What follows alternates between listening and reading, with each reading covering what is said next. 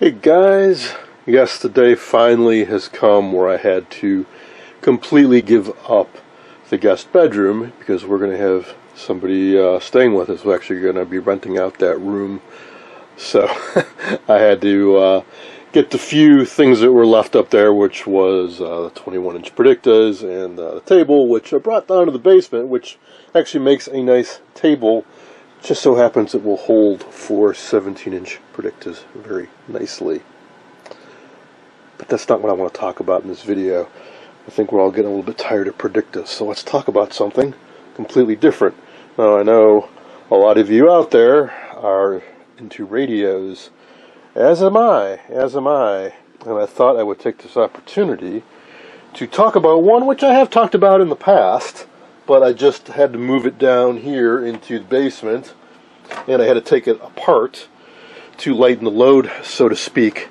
So I thought while it was apart, we would take another look at it. This is a Philco 37690. Some might argue it's the finest radio they ever made. Along with the Philco 38690, you can debate whether or not it's better to have pure triodes versus pentodes or whatever a 6L6 is. This uses a 6B4G for the output tubes. Anyways, for those of you not familiar with it, this was the highest end radio Philco sold in 1937. The chassis are pulled out of the cabinet right now, and what's left in it, well, that large space in the middle where you see a cone there, that is where the 15-inch lower frequency speaker would reside, and around it, those are not speakers. Those are passive resonators. Basically, they're speaker cones in a frame with no voice coil. They vibrate in sympathy with the main speaker. I don't pretend to understand all the acoustics ins and outs of this design, but they use this on a number of radios, so they definitely have a purpose, and they do help the sound, as I'm sure does that baffle thing there, which fits in the side of the cone of the main speaker. More impressively, perhaps for the time, is what's up above. Those are tweeters, an early type of tweeter. So this is this radio has some interesting features.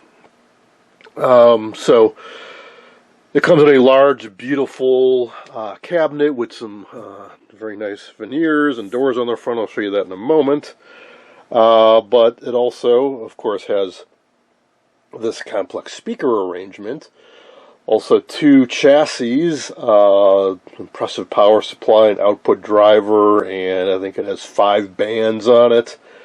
Automatic frequency control, they call it magnetic tuning, and a variable IF bandwidth. So you could control the bandwidth of the IF, the idea being the narrower the IF, the more gain you'd get, and if you spread out the bandwidth, you'd get better sound quality, but you'd lose some of the gain. So for stronger local stations, you could choose to have a wider bandwidth. It took a bunch of tubes to do that. In 1937, there were not a whole lot of multifunction tubes, so there's a lot going on in here. Let's look at the lower chassis. So, dual power transformers with 5 X4G rectifier tubes that actually sit on top of the power transformers. And then 6J5 and a 6R7, I believe, are sort of preamps, and a 6X6 driver, and then 6B4G output tubes. Those are triodes. And then this would be the upper chassis where we've got all the action going on with the local oscillator and the IF amps and the magnetic tuning. So that's it's something. It's a radio I never expected to get. I just stumbled across it on Craigslist for a ridiculously inexpensive price. The owner didn't know what they had. Boy, it's been a while now. I think, well, see, here's the thing. I didn't get it. I was stuck at work when I noticed it on Craigslist. So I had to have, or luckily I was able to get a hold of a friend who was able to go get it. And he negotiated for a lower price. But then I gave him like a finder's fee and delivery fee. So all told, I think I paid $250, $300 for it. Something like that. Fully restored in minty condition. It's easily worth $1,000. I think it's worth more than that, but times being what they are, the economy being what it is, prices are kind of all over the place now. So, anyways, here it is with the door shut. Let me flip it around and give you a better view. Here it is with a little bit better lighting. Now, you may have noticed on this channel, I don't talk about value very much. It's a hornet's nest. It's just depends on location, depends on the quality of it, the condition of it, how it was restored, the phase of the moon. Like I said, the economy. If you get two people bidding in an auction that really want something, the sky's the limit, or on eBay or whatever. So it's just so hard to say. But I know I got a good deal, and I'm very happy to have it. Now, really the only condition issue with this radio is that it was stored in a garage for probably many years, and the finish has deteriorated as a consequence, especially on the doors. The top was pretty bad too, but it was so bad that I wanted to protect it, so as soon as I got it, I lightly sanded it and clear coated it just to protect the wood. I haven't done anything to the rest of it. But to give you some idea, when I open this up, you can see where it was protected on the inside of the doors. That's some very nice lacquer there. It's all book-matched veneer. So that's what it looks like when you open up the doors. Some people don't like it because of the doors, because you need some space. But at least the doors, when you open them, they're hinged such that they wrap around completely. So if you wanted to, you could just leave the doors like this, and then you could have other consoles or furniture right up next against it if you really saw the need. The labels are a bit worn out. I should be able to get reproduction decals without too much trouble. I think that would be power and tone. It's completely obliterated. And that's the magnetic tuning. Out and in. That's AFC. I demonstrated this a while ago in a Philco 3710. If you go back and watch that series, it's kind of neat. It's if you're near a station and you engage this, it will automatically adjust the local oscillator to stay on that station, and it will stay on it quite well. As, say, the set warms up and the local oscillator drifts a little bit, this will compensate for it. That I can see is volume. That's treble, which sometimes you don't see very often on an old radio this old. Treble. That'd be the high frequencies with the tweeter. And then the selectivity, that is at variable IF bandwidth. Alright, so that's the cabinet. Let's take a look at the chassis. Here's a look at the main speaker. I believe it's 15 inches. It's also in fantastic shape. It's probably the nicest paper cone speaker from the 30s I've ever seen. And it's very heavy. I guess in the neighborhood of 20 pounds. Not only is there a heavy steel frame, but there's a rather beefy field coil. Somewhat sloppy weld job too. And there is the output transformer. There's a separate output transformer for the tweeters. I hopped onto the Philco gallery to get some production figures, and I guess technically it's a model 37690X. Well, it's a 14-inch woofer. with two 6-inch tweeters and four 8-inch passive radiators. I was surprised to see how many were made. Seeing as how this was the middle of the Depression, I made 2,500. As compared to my Philco 15DX, which was the highest end radio in 1932, I think only 1,100 of these were made.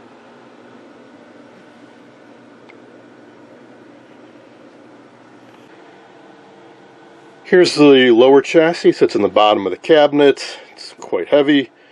Dual power transformers with the 5x4 rectifier tubes, and then here are the push-pull 6B4G output tubes. I believe that is the output transformer. And there's two others on here. One of them I'm sure is a filter choke, and the other one is probably a phase inverter, kind of driver transformer. Some work has been done to this. Some of these are replacement caps, these ones with the orange labels. But these are replaced a long time ago. Maybe all of them were replaced. Well, except that one. Is that another cap? Yeah, I think so. It's a lot of electrolytics, 6 of them for a radio of this era. Don't think that one's lost its guts. I think that dripped, yeah, that's tar that dripped down from the upper chassis probably. Let's take a peek underneath. A little bit of work's been done underneath to new electrolytics. I might just be bypassing some of these ones that we saw on the top of the chassis, but otherwise it looks to be all original. Oh, mess of Bakelite blocks. As you can imagine, there's going to be a whole lot more in the upper chassis. This control, or not control, whether that's a plug, but there is a control somewhere on here, I do believe, that sets the balance between the two output tubes. I've heard that is one thing that is kind of annoying to deal with on this radio, because you need to wait a while for it to warm up and stabilize to set the operating point.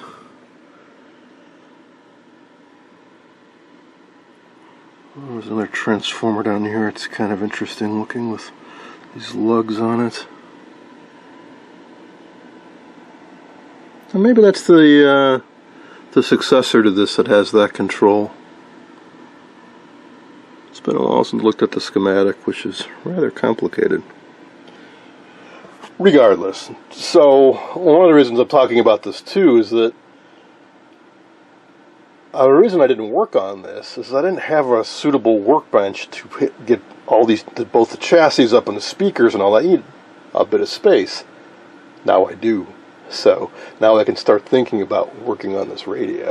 And it's something I've been looking forward to doing for a long time. So this is kind of, I'm doing it not just to show you guys, but also to refresh my memory on what all involved is all involved in this and how complex it is. So this is just the power supply and output amp. Let's look at the actual tuner chassis now.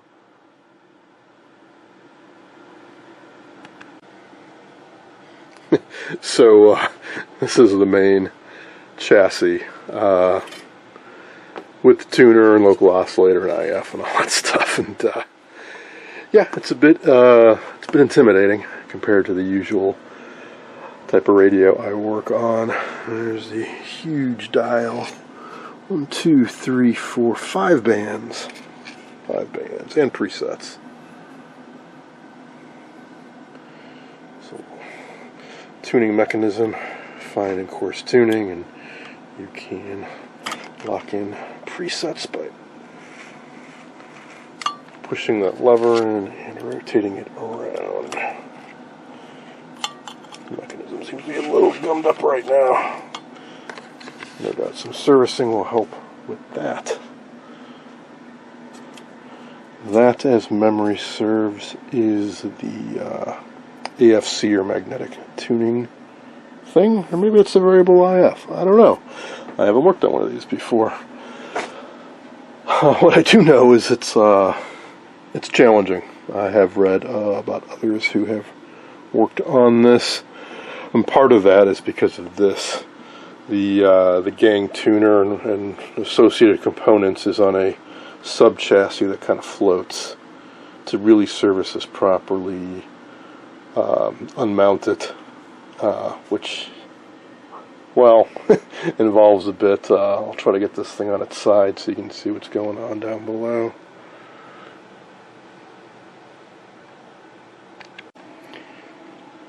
Unlike most radios from this era, it does actually have a metal bottom with some openings for making adjustments, and well, there it is. It is a beast. So we have the usual various Bakelite blocks that need to get rebuilt, but we've also got some boards with terminal strips on them. We've got some paper caps, a bunch of resistors, on both sides of the main assembly, and then there's that main assembly with the band switch running down through the middle, and all those adjustments for the various bands, for a local oscillator, a bandpass filter, an antenna filter, and so on.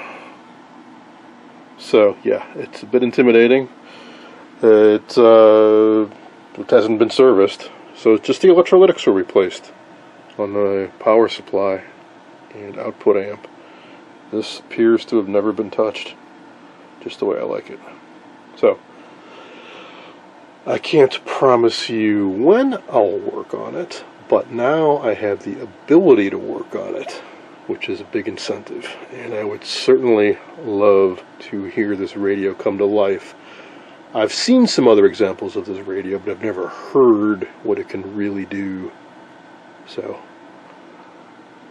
that is certainly an incentive. But for now, gotta finish the Philcos. But this is in the back of my mind. I also have a Philco 118MX that I do plan on working on very soon. Maybe a Friday night restoration. It's a far simpler chassis, but it's a pretty neat radio too. Alright, well, I hope you enjoyed this sort of quick impromptu look at a very, very high-end Philco from 1937.